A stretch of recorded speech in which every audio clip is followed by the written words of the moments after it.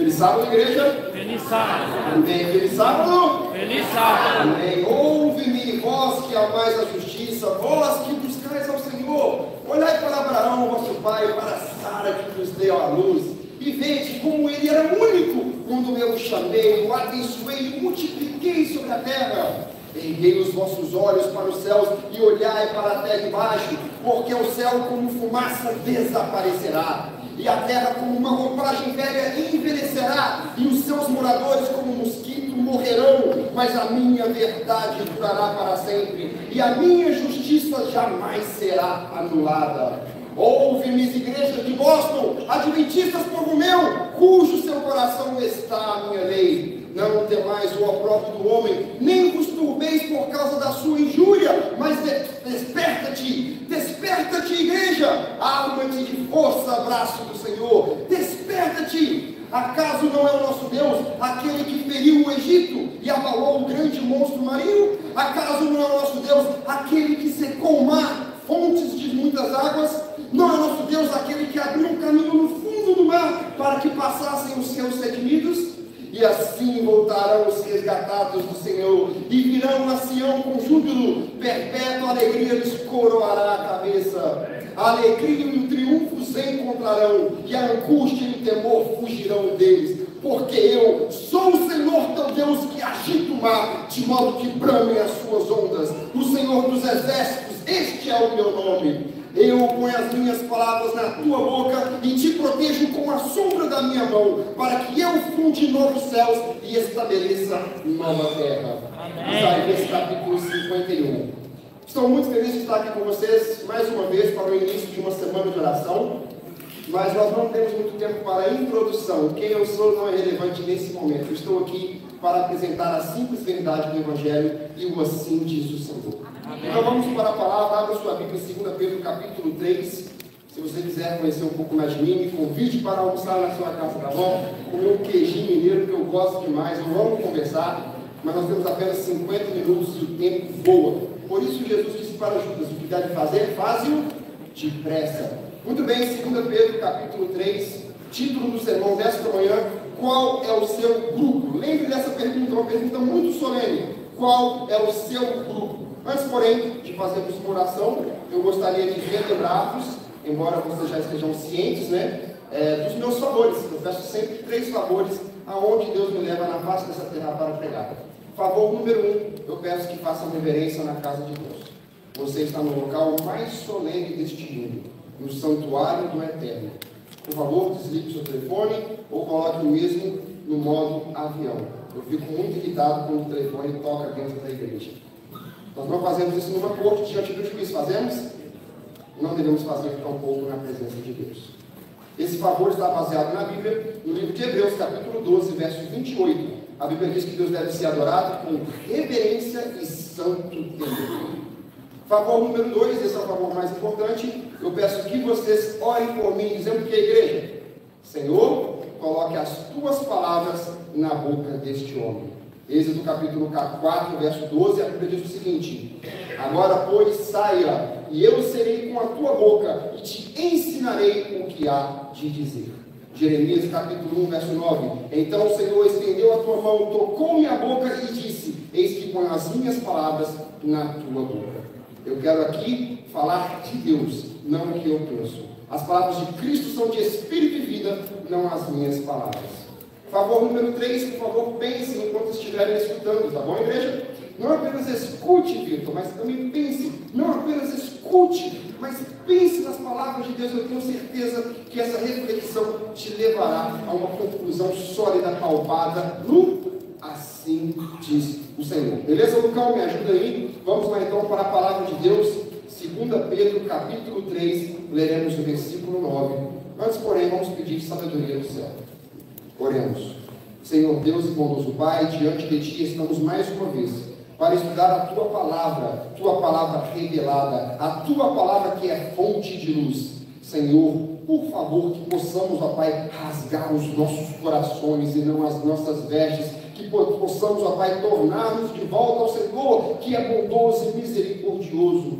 eu te peço uma bênção especial para todos os meus irmãos aqui e uma bênção dobrada em toda visita, que é a alegria da nossa congregação. Reserve também uma bênção para mim, Senhor. Sufoque qualquer orgulho ou atenção humana, que o Senhor seja exaltado e que eu diminua neste momento. Coloque as tuas palavras na minha boca, como o Senhor colocou nas bocas de Moisés, na boca de Jeremias. Seja também comigo, Senhor Deus. Por favor, use-me. Eu, neste momento, não ofereço nenhuma resistência. Por favor, ó Pai, abençoe a tua igreja nesta semana, em nome de Jesus. Amém. O título da nossa semana de oração, Marcas de Cristo, eu completei Vivendo nos Últimos Dias. E o título do sermão de hoje, qual que é, igreja? Que isso, igreja? Vamos lá, hein? A terceira vez que estou dizendo. Qual é o seu grupo? Um minutinho.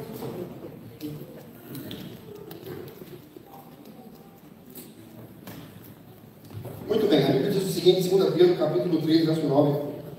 Um texto muito conhecido pelos adventistas do sétimo dia. Não retarda o Senhor a sua promessa, como alguns a julgam demorada. Pelo contrário, ele é o que, igreja? Longânimo para convosco, não querendo que nenhum pereça. Termina o verso. Mas se não, todo chega a arrependimento. Pergunta: você já chegou ao arrependimento? Eu já cheguei ao arrependimento. A palavra arrependimento no original, na Shum, significa uma mudança de comportamento em direção. Um arrependimento sincero nos comove, nos quebranta. Você lembra do Salmos 42? As minhas lágrimas têm sido meu alimento, a minha alma se derrama dentro de mim. Habacuque capítulo 3, a podridão entrou nos meus ossos. Isaías, ai de mim, porque sou um homem impuro. Um arrependimento sincero nos leva às lágrimas, a um coração quebrantado, porque nós pecamos contra Deus e ferimos ao Senhor nosso Deus, a qual amamos. Nós precisamos de arrependimento. Nós precisamos rasgar os nossos corações. A vontade de Deus, esse texto diz claramente que a vontade de Deus é que ninguém pereça. A vontade dele é que todos sejam salvos. Essa é a vontade de Deus. Deixa-me fazer uma regressão aqui e falar sobre qual será o nosso tema desta semana. Esta semana, preste muita atenção, o alvo desta semana será você. O alvo desta semana será a sua individualidade. Quando a Bíblia retrata os antediluvianos em Gênesis capítulo 6, verso 12, a Bíblia diz que cada homem se corrompeu sobre a face da terra, cada um individualmente. Gênesis 3, versículo 9, procurou o Senhor Deus ao homem e lhe disse: onde estás? Verso 10, o que cada um disse, igreja? Ouvi a tua voz no jardim, e porque estava nu, tive medo e me escondi. Adão se escondeu, Eva não escondeu Adão. A sua esposa não pode levá-lo a pecar, nem tampouco você levá-la ela a pecar. Mente, caráter e personalidade, volume 2, página 243, parágrafo 2. Qual livro que eu disse? Qual volume? 2. Oh, muito bem. Qual página? 420? 423, parágrafo 2. Grave esse texto, anote esse texto e estude esse texto depois. O Evangelho lida com indivíduos. Cada qual tem uma individualidade separada e distinta de todas as outras. Cada um deve estar arrependido por si mesmo e convertido por si mesmo. Cada qual deve aceitar o Evangelho por si mesmo e obedecê-lo por si mesmo. Ninguém pode fazer essa obra por procuração ou submergir a sua individualidade na do outro. Esta semana o foco será você. De tal forma que se você vier a se perder e ser lançado no lago de fogo, onde já se encontra Satanás e a besta, a Bíblia diz em Apocalipse 20, verso 10, onde eles estarão após o milênio, a culpa não será do pastor da sua igreja, não será do presidente da sua conferência, não será a culpa do ancião da igreja, nem tampouco de Satanás. Porque Deus deu ao homem o poder da escolha, e ao mesmo compete exercê-la. Não retarde, Senhor, a sua vida. Pelo contrário, Ele é longânimo para convosco. 1 Timóteo capítulo 2, verso 3, a Bíblia diz que isto é bom e agradável aos olhos do nosso Deus, nosso Salvador, verso 4, o qual deseja que todos sejam salvos e cheguem ao pleno conhecimento da verdade. A vontade de Deus claramente é esta, que todos sejam salvos. Mas, irmãos, tem um texto da Bíblia que eu acho um tanto que diferente, um texto que, mesmo Deus sendo onisciente, um Deus perfeito, um Deus poderoso, parece que Deus tem uma incógnita na sua cabeça, parece que Deus não entende algo. Esse texto está em Ezequiel, capítulo 33, verso 11. Deus faz um juramento, Deus faz um voto, diz-lhes: tão certo como eu vivo, diz o Senhor, olha esse voto: não me comprazo na morte do perverso. Deus não tem prazer na morte do ímpio. Isso destrói o coração de Deus. E o texto continua dizendo: pelo contrário, eu tenho prazer quando ele se arrepende dos seus caminhos e viva. E o apelo de Deus é: arrependei-vos, arrependei-vos, pois por que haveis de morrer?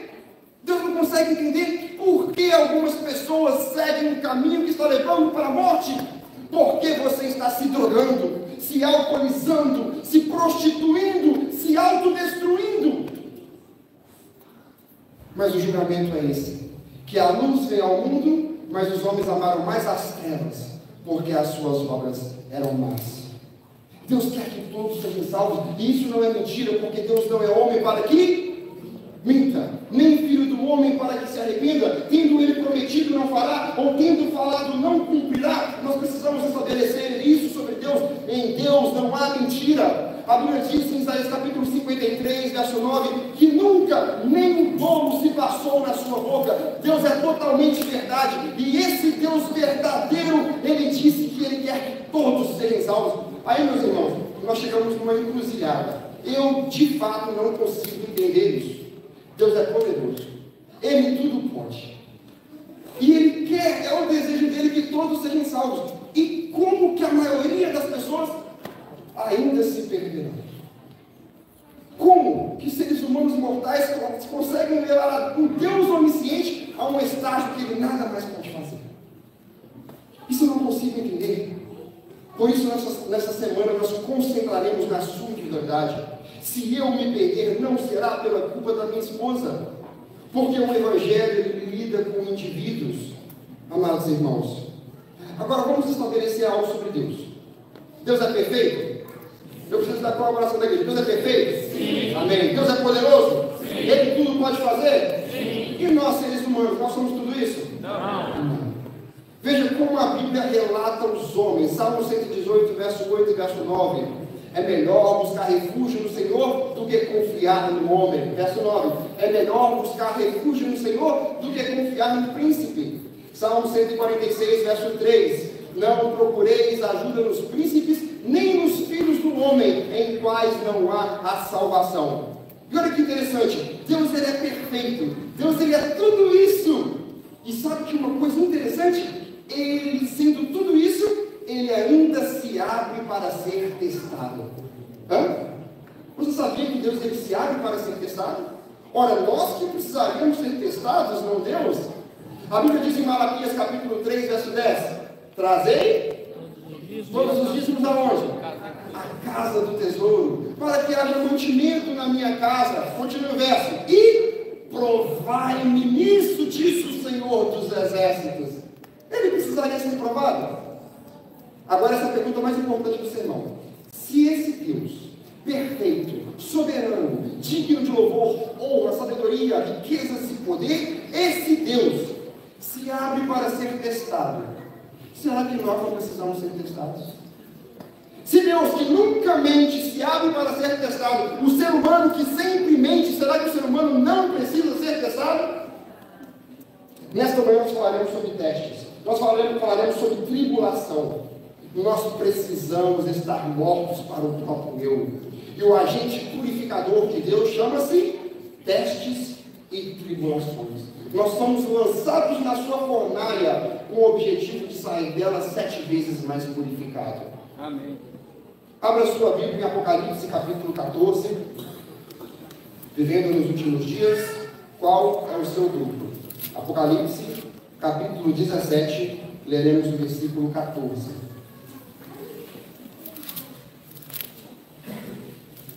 Apocalipse, capítulo 17, verso 14. Qual é o seu grupo? Oremos. Senhor Deus, bondoso Pai, ao lermos o texto principal do nosso estudo desta manhã, eu peço que o Senhor coloque no nosso coração o desejo de termos as características que esse texto nos trará. As características dos 144 mil. Em nome de Jesus Cristo. Amém. Amém.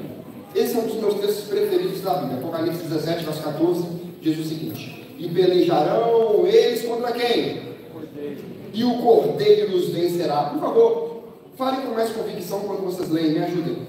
E o Cordeiro os vencerá. Por quê? Porque é o Senhor dos senhores e o Rei dos reis. Vencerão também os que se acham com ele. E agora lembre do título do sermão. Qual é o seu grupo? Esses são 3 grupos, 3 características. Quem são esses?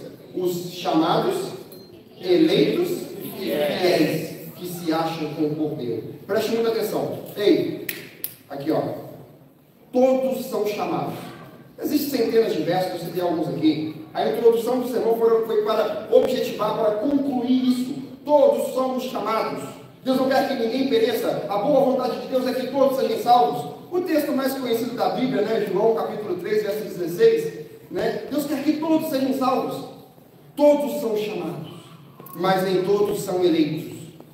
E todos os eleitos não permanecem fiéis. Vou repetir. Todos são chamados, mas nem todos são eleitos. E todos os eleitos não permanecem fiéis. Veja, esse texto está claramente indicando um grupo especial, aqueles que se acharem com o Cordeiro. O texto começa dizendo: pelejarão eles contra o Cordeiro, mas capítulo 17, ele vem logo depois de Apocalipse 16, que fala sobre as 7 pragas, e Apocalipse 15 fala do fechamento da porta da graça. Então, meu amigo, está falando sobre os últimos dias da história humana, quando a trindade diabólica, a besta, o falso profeta e o próprio diabo pelejarão todos juntos como um contra Cristo Jesus. Mas Cristo vencerá. E esse texto descreve a nossa característica. Nós precisamos ser chamados, eleitos e principalmente fiéis. Eu espero que na conclusão desse sermão todos nós possamos dizer: eu estarei no grupo dos fiéis. Amém. A Bíblia diz isso sobre os 144 mil. Não precisa abrir a Bíblia, só preste atenção. Às vezes eu falo muito rápido. Alguém, por favor, me repreenda se eu estiver falando muito rápido. Me fale: André, por favor, calma, porque eu tenho tanta coisa para dizer que uma semana não é o suficiente. Mas a Bíblia diz em Apocalipse 14, verso 1, 3 e 4 o seguinte: olhei, e eis o Cordeiro em pé sobre o monte Sião. E com ele quem é a igreja? E com ele quem é a igreja? Irmão, e com ele os 144 mil, tendo sobre a sua fronte o seu nome e o nome de seu Deus. E o verso 3 é sensacional. Então ouviu uma voz. Olha, eles entoavam um novo cântico diante do trono, diante dos 4 seres viventes e diante dos anciões. E ninguém pode aprender o cântico senão os 144 mil, que foram o quê? Comprados da terra. E quem são eles? São estes que não se macularam com mulheres, porque são castos. São estes os seguidores do Cordeiro por onde quer que vá. Veja como esse texto é semelhante ao de Apocalipse 17, 14. E também os que se acham com ele vencerão a trindade diabólica. Os 144 mil terão um grau de intimidade com Cristo que ninguém nessa terra jamais teve. Eles serão seguidores do Cordeiro por onde quer que vá. Mas lembre-se do que eu disse: todos nós somos chamados, mas nem todos são eleitos. Para ser eleito precisa ser batizado. Esta é a eleição. Não mais a circuncisão, o batismo. Mas nem todos os eleitos permanecem fiéis. Deixe que a Bíblia te dê um vergonhoso exemplo sobre isso. Abra sua Bíblia em João capítulo 6. João capítulo 6. Semana de oração, marcas de Cristo vivendo nos últimos dias. Título do sermão: qual é o seu grupo? Capítulo 6. João, capítulo 6. Este é o meu capítulo preferido da Bíblia. E João é o meu segundo livro preferido da Bíblia. João, capítulo 6. Leremos a partir do versículo 51. Amém? Amém. Todos encontraram? Amém. A Bíblia diz o seguinte: eu sou o pão vivo que desceu do céu. Escute microscopicamente esses versos. Se alguém dele comer, viverá eternamente. e o pão que darei pela vida do mundo é a minha carne. 52. Disputavam, pois, os judeus, dizendo entre si: como pode este, veja o desdenho, dar-nos a comer a sua própria carne? Respondeu-lhe Jesus: em verdade vos digo, se não comerdes a carne do Filho do Homem e não beberdes o seu sangue, não tendes vida em vós mesmos.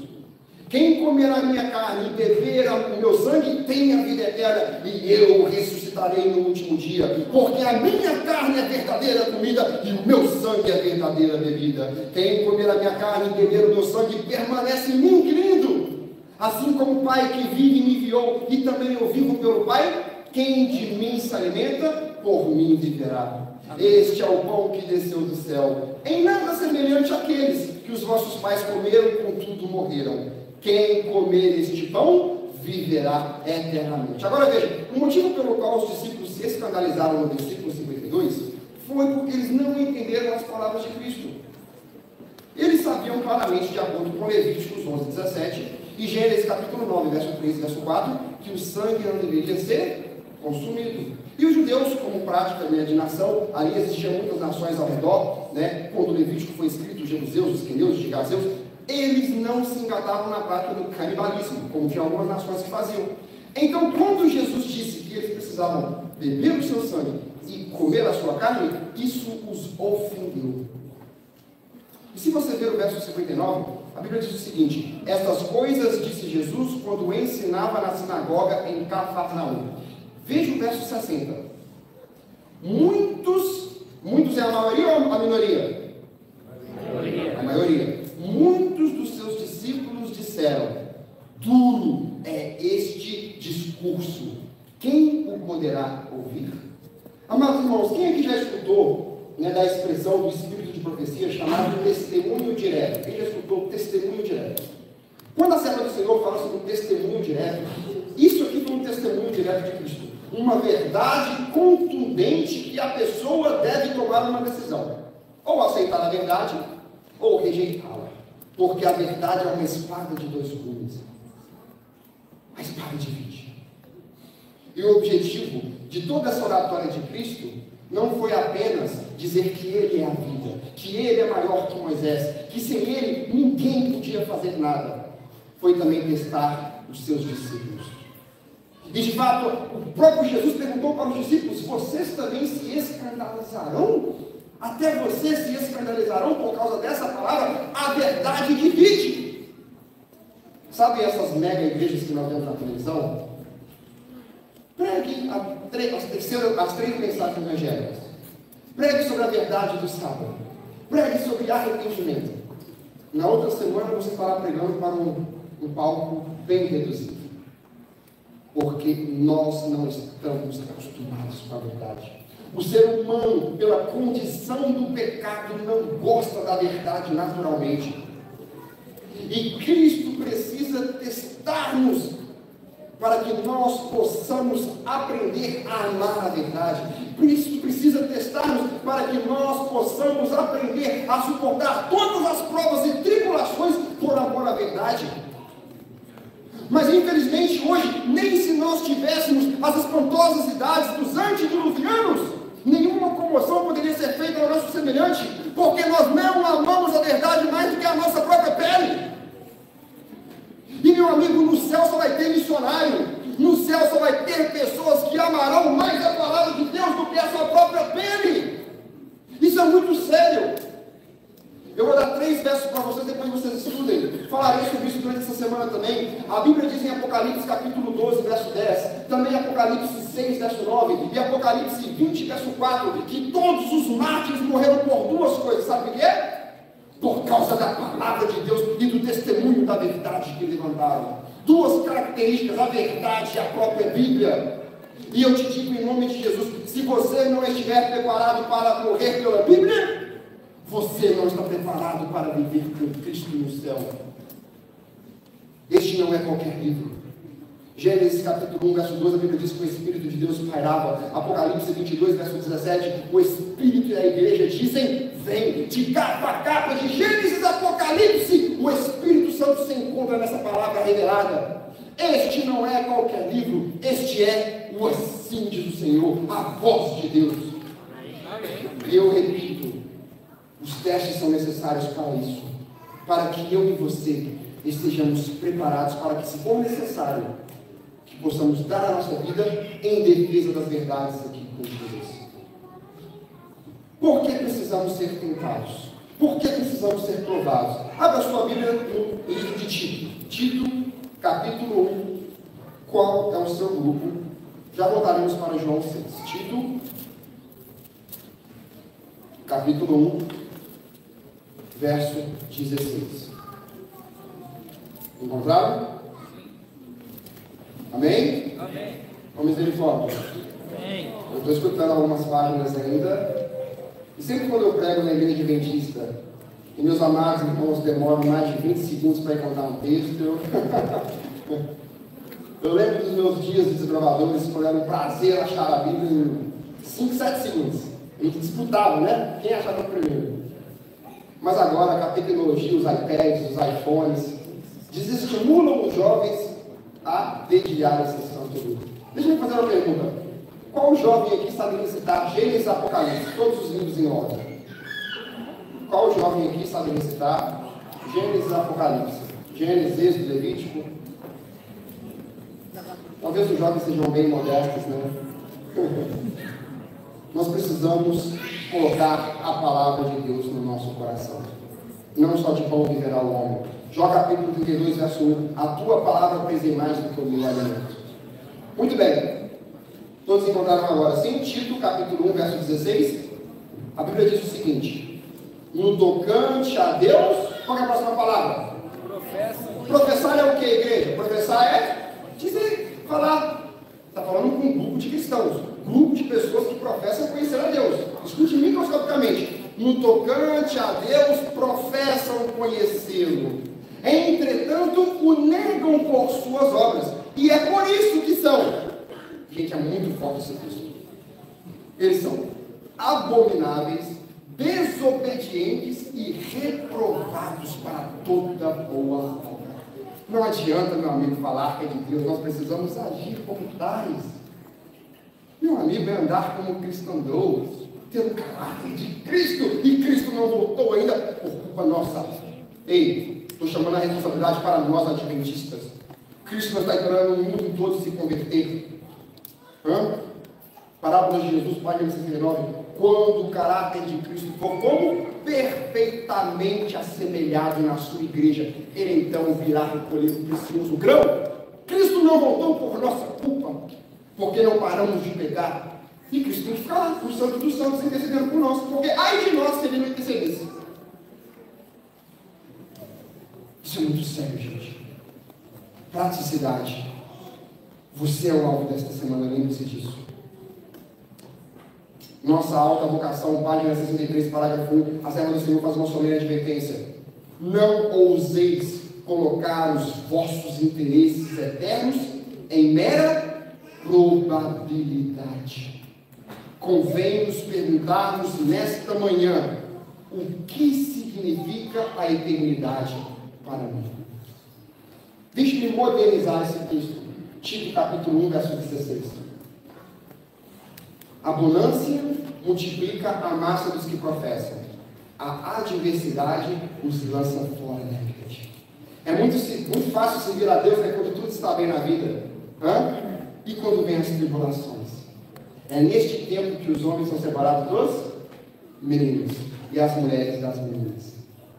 A serva do Senhor disse no livro Testemunhos para a Igreja, volume 1, página 487, parágrafo 1. Qual livro que eu disse, igreja? Vocês estão ficando mais fracos, né? Com fome? Vamos nos alimentar da palavra. Testemunhos para a Igreja, qual volume? 1. Qual página? 487, 487, parágrafo 1. Preste muita atenção. Foi-me mostrado que toda a prova feita pelo processo de purificação e veneração dos profetas seguidores de Cristo mostram que muitos são escórias. Nem sempre sai fino ouro. O peneiramento de Deus lança fora multidões como folhas secas ao vento. E dessa forma ela termina o parágrafo. A prosperidade multiplica a massa dos que professam. A adversidade os leva para fora da igreja. Meus amigos, meus amados irmãos, minhas amadas irmãs, nós precisamos entender que ser cristão indifere do que acontece na nossa vida. Se tudo está bem, louve ao Senhor. Se tudo também vai mal, termine minhas palavras, louve ao Senhor. Agora a Bíblia diz em Daniel capítulo 12, em Mateus capítulo 24, o próprio Cristo disse que haverá um tempo de angústia, o qual jamais, o que, igreja? Jamais foi visto. O maior tempo de angústia desse mundo. Agora razoe comigo, igreja, por favor, 3, pense quando estiverem escutando, pense comigo. Se haverá um tempo de angústia, qual jamais houve neste mundo, isso requer o que, igreja? Isso requer também uma fé jamais vista. Porque nós passaremos um tempo pior do que a dos apóstolos, um tempo pior do que os mártires de 1517 na abertura do quinto selo. Lembra de Apocalipse 6:9? Quando o Cordeiro abriu o quinto selo, vi debaixo do altar as almas dos mártires que foram mortos por causa da palavra de Deus e da verdade nela contida. E eles clamavam em grande voz: até quando, justo e soberano Deus, não vingas o nosso sangue dos que habitam sobre a terra? Era um tempo terrível, eles eram cortados ao meio, queimados, decapitados, em formas cruéis que é até vergonhoso citar aqui. E nós passaremos um tempo pior, qual jamais foi visto, não é brincadeira. E se esse tempo jamais foi visto, isso também requer uma fé jamais vistas. Novos apóstolos, novos Pedros, novas Marias, homens e mulheres que não se compram e não se vendem. Diferente deste mundo, tão diferente quanto a água é do óleo. Que o bom Salvador, Ele nos aproxima a Ele através de doloridas tentações, de doloridas provações. Eu estava dizendo para o irmão Carlos que toda vez que eu vou começar uma semana de oração, um final de semana de oração, Satanás se enfurece. Só essas últimas 2 semanas ele tentou matar meu filho na barriga da minha esposa 2 vezes. 2 vezes. Ao entrar na igreja, ela cai de barriga no chão. Ao me trazer para o aeroporto aqui, bateram no carro dela. E ela dirigindo. Ela ficou o dia todo no hospital e eu pregando em Long Branch. E nós precisamos ser testados. Porque aquele que vem após Cristo e não aborrece ao seu irmão, a sua irmã, ao seu pai, a sua mãe e a sua própria vida, não é digno de mim, palavras de Cristo. Mas não é aborrecer e não odiar, é simplesmente não colocá-los acima de Jesus Cristo. Cristo deve estar acima de tudo e de todos. Meus amados irmãos. Agora volte para João capítulo 6. João capítulo 6. João capítulo 6. Veja a conclusão dessa história. João capítulo 6, verso 70. Amém? Amém. À vista disso, você sabe, né? Toda aquela história, né? De comeram minha carne, beberam meu sangue. À vista disso, qual que é a próxima palavra? À vista disso, verso que eu falei 70? Me perdoe, irmãos, é verso 66, me perdoe. E aí eu vi que os irmãos estavam perdidos aí já. Obrigado. À vista disso, qual que é a próxima palavra? Muitos é pouco ou muitos é a maioria? A maioria. Muitos dos seus o quê? Discípulos o abandonaram e já não andavam mais com ele.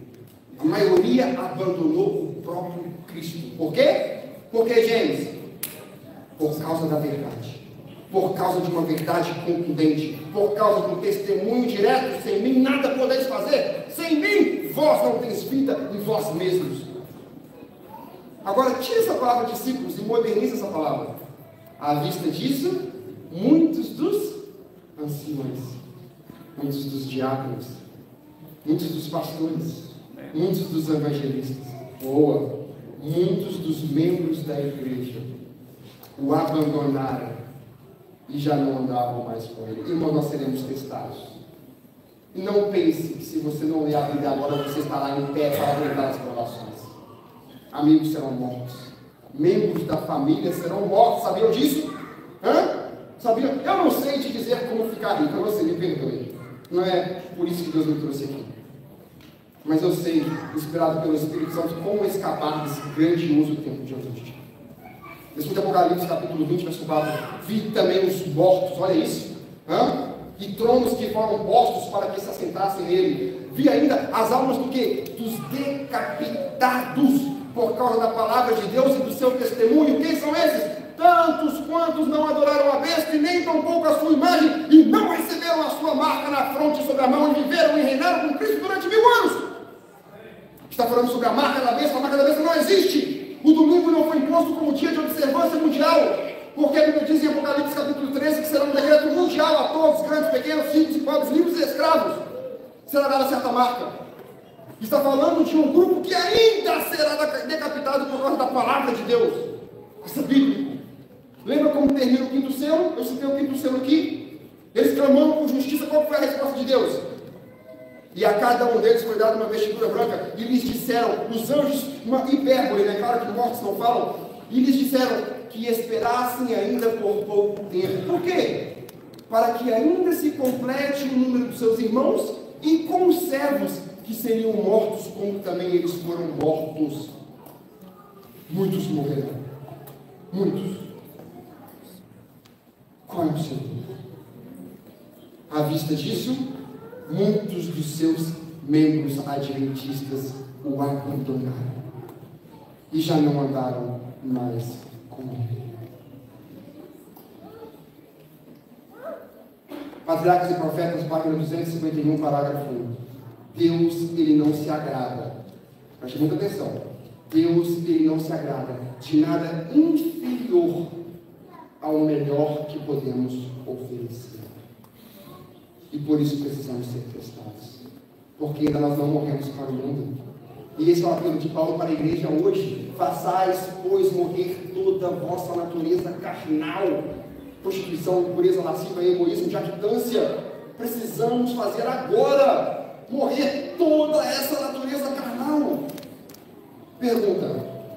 Qual que foi o homem mais provado da Bíblia? Quem foi o homem que passou por mais tribulações? Alguns dizem Jó. Abraão, irmão. Eu também acredito ser Abraão. Abra sua Bíblia em Gênesis capítulo 22.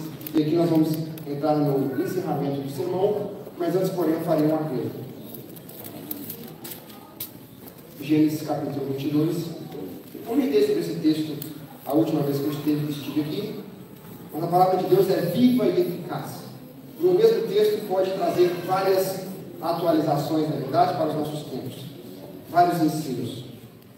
Gênesis capítulo 22, todos encontraram? Lendo a partir do versículo 1. Depois dessas coisas, pôs Deus Abraão à prova e lhe disse: Abraão, este lhe respondeu: Eis-me aqui. Disse-lhe ainda o Senhor: Sai da tua... desculpa, confundi com Gênesis 12. Toma o teu filho, o teu único filho Isaque, a quem amas, e vai-te à terra de Moriá, e o oferece-o ali, como? Qual oferta que Deus queria? Holocausto. A Bíblia fala de muitas ofertas. As 5 principais eram a oferta pela culpa, a oferta pelo pecado, a oferta pacífica, a oferta de manjares e a oferta de holocausto. A de holocausto era disparada a oferta mais solene, a mais importante, a oferta do holocausto. O que acontecia com essa oferta, gente? Vocês lembram? O animal era morto. E o que acontecia com o corpo do animal? Fogo. Presta atenção, o que Deus pediu para Abraão fazer? E veja o grau de amor que Abraão tem com o seu filho. Que até parece que o verso está errado, né? Toma o teu filho, o teu único. Ele tinha apenas um filho? Não, Ismael era mais velho. E aqui nós vemos Deus relatando o grau de amor que Abraão, que Deus fala que ele tem apenas um filho. Dessa forma Abraão amava intensamente o seu filho. E Deus disse: toma o teu filho. Esse filho que significa o mundo para você. Qual aplicação nós podemos fazer para a nossa vida hoje? Sabe esse namorado que você ama muito, mas não é adventista? Sacrifique-o no altar de Deus. Sabe esse currículo acadêmico que te pede para tomar os exames no dia de sábado? Sacrifique-o para Deus, porque o céu não pode ser trocado por um pedaço de papel. Toma o teu filho, o que é mais precioso para você, e vai-te à terra de Moriá. Mate e coloque fogo nele. oferece ele em holocausto para mim. Meus irmãos, se fosse eu e com a minha filha, eu não sei como eu ia reagir. Eu preciso melhorar muito. E o verso 3, né? O que Abraão fez?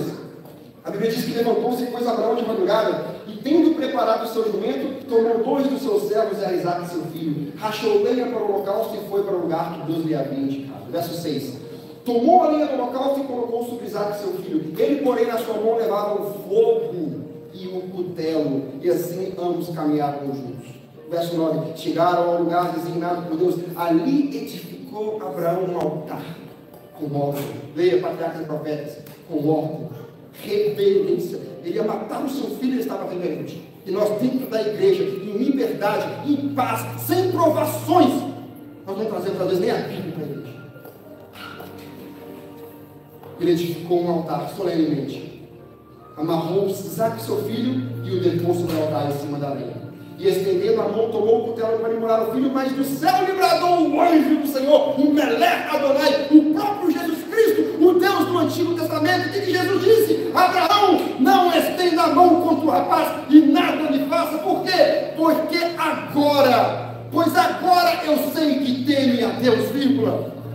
Veja toda essa conjunção aí, verbal. Veja essa frase, porque agora, e só agora, eu sei que teme a Deus.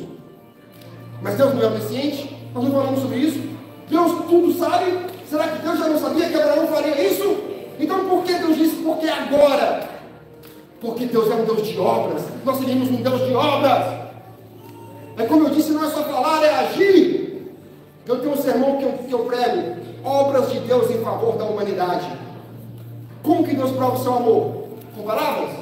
Meu amigo enviando o filho dele para morrer em morte de cruz. Como que Jesus Cristo provou o seu amor por nós? Morrendo. Quem lembra de Salmos 26, verso 6? Verme sou, não homem. Cristo recebeu um tratamento desumano. Foi jogado numa cruz como um verme. E ele mesmo disse isso: verme sou, não homem. Opróbrio do homem, desprezado do povo. Que isso? Os que me veem zombam de mim, meneiam a cabeça e afrouxam os lábios. Confiou no Senhor, livre-o ele. Uma súcia de malfeitores me cercam, transpassaram as minhas mãos e os meus pés, e ele pediu água e nem água deram para o ser humano. Quem que nega um copo de água para o ser humano? Você viu como é que Jesus provou seu amor por você? Seminu numa cruz. Como que o Espírito Santo, de acordo com Romanos, prova o nosso amor? Prova o amor dele para conosco. Com gemidos inexprimíveis. E Deus disse para Abraão, e por isso ele é chamado de pai da fé, por causa das obras dele. Ele disse: agora eu sei que tu me amas. E Deus está esperando dizer isso para você também, né? E tem muitos adventistas que Deus não pode dizer, porque agora eu sei que você me ama. Por quê? Porque a gente não mostra nada para Deus. E Deus estava dizendo para Abraão: Abraão, eu vi tudo. Eu vi, Abraão, você rachando a lenha, chorando no holocausto. Eu vi você acordando Isaque com muito cuidado e cautela para que Sara não desconfiasse, porque se ela desconfiasse, ela não deixaria você fazer esse plano maluco. Eu vi você convidando os seus 2 servos. Eu vi o penoso trabalho da sua alma caminhando 3 dias até o monte Moriá. Abraão, eu vi a sua mão velha ressequida, levantando trêmula para imolar o seu próprio filho. Eu vi as lágrimas escorrendo dos seus olhos. E agora eu sei que de fato você me conhece. A purificação do povo de Deus não pode ser efetuada sem que eles sofram, irmãos. A Bíblia diz em Daniel capítulo 3, verso 15. Você conhece muito bem o texto. Agora, pois, estáis dispostos, e quando ouvis o som da flauta, da cítara, da harpa, do saltério, de todas as sortes de música, prostrai-vos e adorai-vos a imagem de ouro que eu levantei. Se porém não adorardes, o quê? Sereis no mesmo instante lançado na fornalha ardente. E quem é o Deus que vos poderá livrar das minhas mãos? Teu nome, Senhor. Responderam, pois, Sadraque, Mesaque e Abednego ao rei: ó Nabucodonosor, quanto a isso, nós nem precisamos de te responder, porque a nossa mente já está formada. Quanto a isso, nós nem precisamos de te responder. Se o nosso Deus a quem servimos quer livrar-nos, Ele nos livrará da fornalha de fogo das tuas mãos. Mas se não, o que é isso? Mas se não, eles não tinham nem ideia que seriam livrados. Mas se Deus não nos livrar, nós morreremos queimados, mas não adoraremos os teus deuses. Amém. E é essa fé que Deus quer que você desenvolva, é essa fé que Deus quer que eu desenvolva, porque o nosso ponto mais fraco, Satanás sabe, é o amor à nossa pele. Satanás sabe disso. Por isso que quando ele tentou os jogos, você lembra muito bem da história, ele tentou, destruiu, matou os filhos, destruiu as postas, as casas, os animais, e ele voltou. E Deus, ele nada? É nada mesmo. Mas sabe de uma coisa? Joga capítulo 2, verso 4. Estende, porém, a tua mão. E o que, igreja? Toca ali na carne e nos ossos, e verás. Satanás acusou Deus na frente de todas as hostes celestes, dos filhos da alma. E aí você vai ver se ele não te rejeita na tua face. O que Satanás disse? Pele por pele. Tudo quanto o homem tem, dará pela sua vida. Satanás sabe disso. Esse é o ponto mais fraco nosso. Postei um vídeo faz pouco tempo no Instagram de um grupo de mártires, você lembra, em 2015, que foram decapitados, 21. E antes de ser decapitados, eles não tinham tempos lindos como esse, não tinham toda essa comunhão, pobres. Eles cantavam: morrerei feliz, porque tenho certeza que o meu nome está no livro do Cordeiro de Deus. Tem muitas pessoas morrendo agora enquanto nós pregamos aqui. E isso me fez refletir: e se fosse eu? E se algum louco entrasse ali agora com uma K-47 na minha cabeça e dissesse: negue Jesus ou morra? Se colocasse uma arma na cabeça da minha filha, eu estaria disposto a morrer por Deus? Pele por pele. Tudo quanto o homem tem dará pela sua vida. Mas Jó decepcionou Satanás. Por isso você não pode perder o sermão de amanhã. O título do sermão de amanhã é o grande conflito. E nós vamos estudar sobre isso. Aqueles, vocês que estão escutando online, se faltou hoje é um dia vai ter faltado. Amanhã não pode faltar. Mas não só venha, traga uma visita também, meu amor. Traga uma visita, leve uma pessoa, um vizinho para o céu seu. E Jó decepcionou Satanás. A Bíblia diz que ele o quê? Ele sentou em cinza. Ele foi ferido de tumor maligno do alto da ponta do pé até o alto da cabeça. E ele sentou em cinza e tomou um caco para com ele raspasse. Veja essa situação de cão que ele estava. E a esposa dele disse: que isso? Você ainda é íntegro? Você ainda conserva a tua integridade? Amaldiçoa o teu Deus e morra! E a Bíblia diz que ele não pecou. E eu finalizo com o texto da serva do Senhor, testemunhos para a igreja também. Agora no volume 4, na página 82 e no parágrafo 1, ela diz o seguinte, preste muita atenção: a purificação do povo de Deus não pode ser efetuada sem que eles sofram. Fale para mim um personagem bíblico que foi que sabe que sofreu. Fala um para mim aí. Estou esperando. Ninguém? Então escute novamente: a purificação do povo de Deus não pode ser efetuada sem que eles sofram. Deus permite que o fogo da aflição consuma a sua escória, a fim de separar o imprestável do valioso, a fim de que o metal puro e fino possa brilhar. Ele nos passa de um lado da peneira para o outro, de um lado da fornalha para o outro, testando o nosso verdadeiro valor que nós somos. E se nós relutamos ser esquadrinhados para o divino pastor, dura é a nossa situação. Se não podemos suportar essas provas no período de paz, olha o que ela diz: o que será de nós da grande angústia? Cristo observa cada prova, e a prova de purificação e de peneiramento deve seguir avante. Porque, igreja, até que os seus servos, nós somos servos, entenda isso, você não é o Senhor, até que os seus servos estejam tão humilhados, tão mortos para o próprio eu, que ao serem chamados para a mais elevada obra, tenha unicamente em vista a glória de Deus. Nós precisamos ser testados. Irmãos, por favor, Jesus está voltando. Não compensa, jovem, não compensa adulto, não compensa idoso, perder o céu por coisas inúteis, supérfluas, passageiras. Qual é o sentido? Marcos capítulo 8, ganhar o mundo todo e perder a sua alma.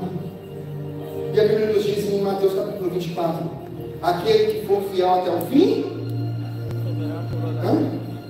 fidelidade. pelejarão eles contra o Cordeiro, e o Cordeiro os vencerá. Por quê? Porque é o Senhor dos senhores e o Rei dos reis. Vencerão também os que se acham com ele. Quem? Os chamados, eleitos, fiéis. Quem aqui quer estar no grupo número 3? Fiéis. Eu quero orar por você. Levante-se. Vamos orar nessa manhã. Eu tenho um outro apelo também. Nós vamos falar sobre isso essa semana. Eu pulei aqui o eleitos. Jesus disse claramente que quem não nascer da água e do Espírito não pode entrar no céu. Quem aqui não se batizou ainda? Só seja sincero, levante sua mão direita. Quem aqui nunca se batizou pela água? Nunca, né? Posso orar por vocês? Se vocês se importarem de vir aqui na frente, eu quero orar por vocês que não se batizaram, porque eu quero que vocês vão comigo para o céu. Gente, eu não quero vocês de forma alguma que não. Você está doido, esse mundo não presta. Obrigado, viu? Obrigado por ter vindo. É isso aí, Deus nos deu um espírito de coragem, não um espírito de medo. A Bíblia diz. Tem mais alguém aqui? Eu quero orar por você. Você que ainda não se batizou. Isso, amém, irmão? Cadê o amém, igreja? Amém. Outro amém. Amém. Esse amém está muito fraco, está todo mundo com fome. Eu quero orar por todas as pessoas que ainda. Amém, Sara. Amém. Deus seja louvado. Todas as pessoas que não se batizaram ainda. Não sinta vergonha. Sinta a coragem que Deus te empodera. O seu nome tem que ser escrito no livro da vida. Porque a Bíblia diz em Apocalipse 20, verso 15, que todo aquele que não tiver o seu nome escrito no livro da vida, vai o quê? Ser lançado dentro do lago de fogo. E como que a gente coloca o nosso nome lá no livro da vida? Nós não, é Jesus. Através do batismo. Tem que nascer da água. Tem que nascer do Espírito. Mais alguém? Não significa que vai batizar. É uma oração. É uma oração. Venha, eu quero orar por você. Eu quero que os responsáveis pelo departamento de missão, os anciões diáconos, peguem o contato de todas essas pessoas, tá bom? Para a gente fazer um estudo bíblico, para a gente ensinar. Eu me comprometo, viu, gente? 6 meses estudando a Bíblia, fechou? 6 meses estudando a Bíblia online. Eu vou sair lá, esse número aqui vai sair lá de Filadélfia, só para ver o batismo de vocês aqui. Tá bom? Amém? Cadê o amém? É. Esse aqui é o baixo, hein? Vou colocar ele no conjunto aí, ó. Vamos orar? Todos os membros batizados, membros da igreja, acho que são todos aqui agora, né? Levante a mão direita em direção a eles, tá bom? A gente possa orar para todos eles, para que eles sejam selados com o selo do Deus vivo. Amém, igreja? Oremos, bondoso Pai, eterno Deus, Deus Criador dos céus, da terra, das fontes e das águas. Esse Deus poderoso que para a terra treme, que olha e sacode as nações, eu te peço, Deus, que o Senhor cele cada pessoa que individualmente com o selo do teu Santo Espírito, Senhor. Coloque o desejo no coração deles de serem batizados publicamente. Cristo morreu por nós publicamente. Nós não podemos viver para Ele no privado. Coloque no coração deles, ó Pai, essa coragem de viver para Ti, de respirar Jesus Cristo, de aprender da Tua palavra santa e de todo dia na igreja com seus dons espirituais nascer do Espírito. Amém. Senhor Deus, eu te peço que o Senhor, por favor, ó Pai, não é um mandamento, é um pedido de um homem ruim, de um pecador. Escute a minha prece, Senhor, e incomode todos, ó Pai, de dia, de tarde, à noite, de madrugada, porque nós estamos lutando contra principados e potestades das trevas. E eu sei que as trevas não darão descanso. Satanás está furioso. Mas eu te peço que o Senhor abençoe cada um deles, Senhor. Eu quero vê-los batizados, Senhor. Eu quero que o nome dos meus irmãos estejam no livro da vida do Cordeiro. Abençoe a tua igreja, abençoe essa semana para que seja uma bênção, Senhor. Te pedimos com perdão dos nossos pecados. Amém. Amém.